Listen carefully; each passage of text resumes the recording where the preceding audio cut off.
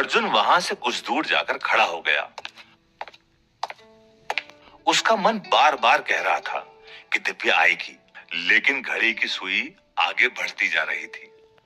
अर्जुन गुस्से में बुदबुदाया, तुम मर तो नहीं गई? तुम्हें याद नहीं मैं वापस आ रहा हूं? ऐसा कैसे कर सकती हो तुम? मौसम अचानक बदल गया।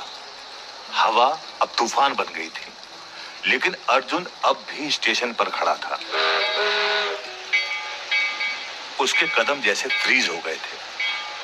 तेज हवा से स्टेशन पर लगे बोर्ड्स भी उखड़ गए थे, लेकिन अर्जुन को हवा हिला भी नहीं पा रही थी। उसकी आंखों से आग बरस रही थी। अर्जुन खुद को हेल्पलेस महसूस करने लगा। वो जमीन पर बैठ गया। उसके कानों में किसी की आवाज आने लगी। डैड? अर्जुन आसमान की ओर देखता है। अर्जुन को अपने पिता नजर आए। डैड, आप? तुम इस तरह टूटे और परेशान क्यों? क्या हम सोल्जर्स को ऐसे लाचार दिखना चाहिए? डैड, मेरा दिल टूटा है। दिल कोई कांच है जो टूट गया? क्या डरपोक और कमजोर आदमी की तरह बात कर रहे हो? खुद का तमाशा बना रहे हो? फिर मैं क्या करूं? मुझे इंतजार था कि वो आएगी, मेरी खुशियों में शामिल होगी। अपने परिवार के गौरव और सम्मान को ऐसे बर्बाद करोगे तुम, वो भी एक औरत के लिए? तो क्या करूं मैं? मुझे अपनी बेइज्जती महसूस हो रही है।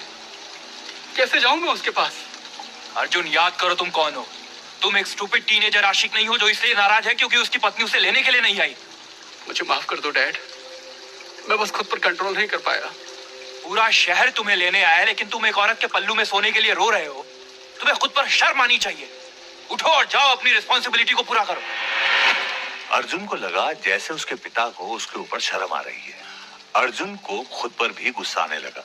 वो तेजी से बेंच पर रखे अपने बैग्स को उठाकर स्टेशन से बाहर निकल गया।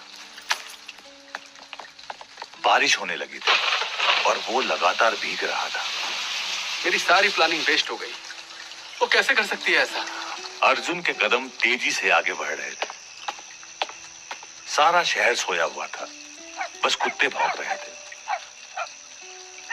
उस पर तेज बारिश की आवाज डरावना माहौल बना रही थी। मन कर रहा है तुम्हें मार दूं, लेकिन मोहब्बत करता हूं तुमसे।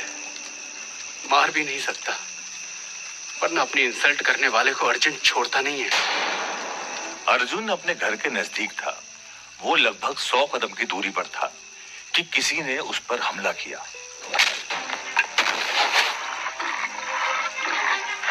अर्जुन लड़खड़ाकर नीचे गिर गया। अर्जुन के सामने तेंदुआ खड़ा था।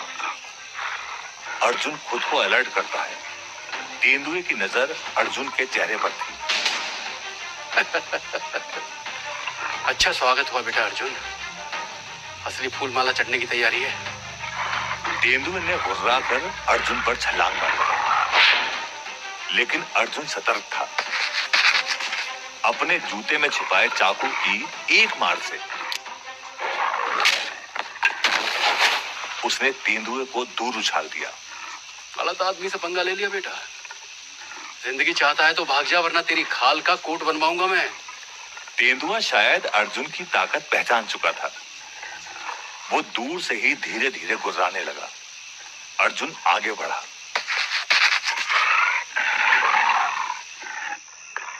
तेंदुए ने अपने पंजे पीछे खींच लिए और अगले ही पल जंगल की ओर भाग गया।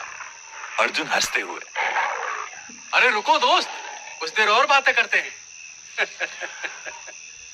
तेंदुआ जा चुका था। अर्जुन ने अपने बैग्स उठाए और घर की ओर बढ़ा। घर के गेट पर पहुंचकर उसके चेहरे पर मुस्कान खिल गई। गेट सुंदर डेकोरेट हुआ था। कलरफुल लाइट्स लगी थी और फूलों के बुके दोनों ओर सजे थे, लेकिन घर के अंदर बिल्कुल अंधेरा था। ओह, तो ये था तुम्हारा प्लान दिव्या। मैं भी बचे तुम पर शक कर रहा था। तुम मेरे लिए न जाने क्या प्लान कर बैठी थी। सच में बेवकूफ हूं मैं। अर्जुन खुशी से दरवाजा नॉक करता है, लेकिन कोई दिव्या दरवाजा नहीं खोलती। अर्जुन इंतजार कर दरवाजे को पुश करता है तो दरवाजा अपने आप खुल गया। इतना अंधेरा क्यों है दिव्या? कहाँ हो तुम? अब तो सामने आ जाओ यार, बहुत परेशान कर दिया। अब आ जाओ, इंतजार नहीं होता। अर्जुन को कोई रिप्लाई नहीं मिलता। वो अपनी जेब से लाइटर निकाल स्विच बोर्ड तक पहुंचा और लाइट्स ऑन की, लेकिन सामने जो दिखाई दिया उसे देख अर्जुन के पैरों से जमीन निकल गई। आखिर क्या दिखाई दिया अर्जुन को? क्या अर्जुन की पत्नी दिव्या किसी परेशानी में है या कोई और बात है? क्या अर्जुन दिव्या का पता लगा पाएगा? इन सारे सवालों के जवाब जानने के लिए बने रहिए हमारे साथ।